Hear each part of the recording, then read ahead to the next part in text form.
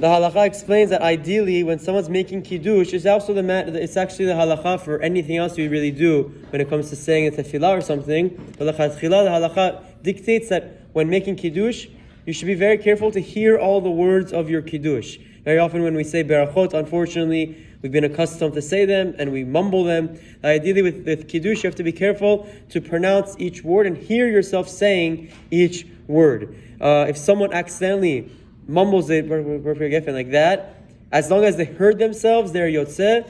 But ideally, you should say it out loud, clear properly, and make sure that you hear every word that you say. If you don't hear your words, like we said, b'diavad, you're yotzeh. But this only applies to whenever you actually said the words. Very often people mumble something and don't say the words at all. In that scenario, you're not making a bracha. So it's not like you didn't do anything. You're just mumbling. It's not considered a bracha, even if you had in mind to make such a bracha.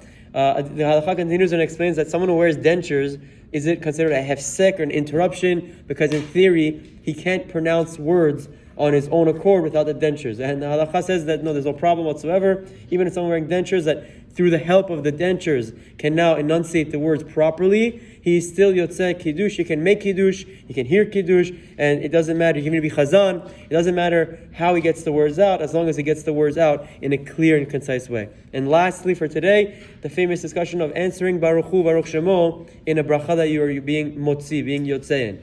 The halacha explains that there are some minhagim, mainly the Moroccan, that they understood Baruch Hu, uBaruch Shemo to apply to every beracha you hear. Anytime you hear Hashem's name, Baruch Atah Hashem, Baruch Hu, uBaruch Shemo, you have to say it. That's how they understood the minhag or the halacha that's brought down in Shulchan Aruch. Rav Ovadia and even Rabban Chaim vehemently disagree with this minhag. They explain that the whole idea of Shomea Ke'ona is, it's as if I'm saying the beracha. He is saying it on my behalf. When I answer Amen, it's as if I said the entire beracha. So there's no such beracha that goes Baruch Atah Hashem, Baruch Hu, uBaruch Shemo, Elokeinu melech haolam. There's no such thing. So how can it be that you're saying Baruch Hu, uBaruch Shemo in the middle of your own beracha when you're listening to someone else who's fulfilling your obligation? So for that reason, Rav Ovadia and Rabban Chaim both say that in a scenario where you are being motzi, someone else is saying a beracha on your behalf, you should be very careful not to say Baruch Hu, uBaruch Shemo, and only answer Amen. That's very important. This applies to shofar, applies to any scenario, Megillah, any scenario where there's one person who makes the beracha on the behalf of the congregation. The people listening should be very careful not to answer Baruch Hu, uBaruch Shemo, and only answer Amen. If someone did say Baruch Hu, uBaruch Shemo, what happens?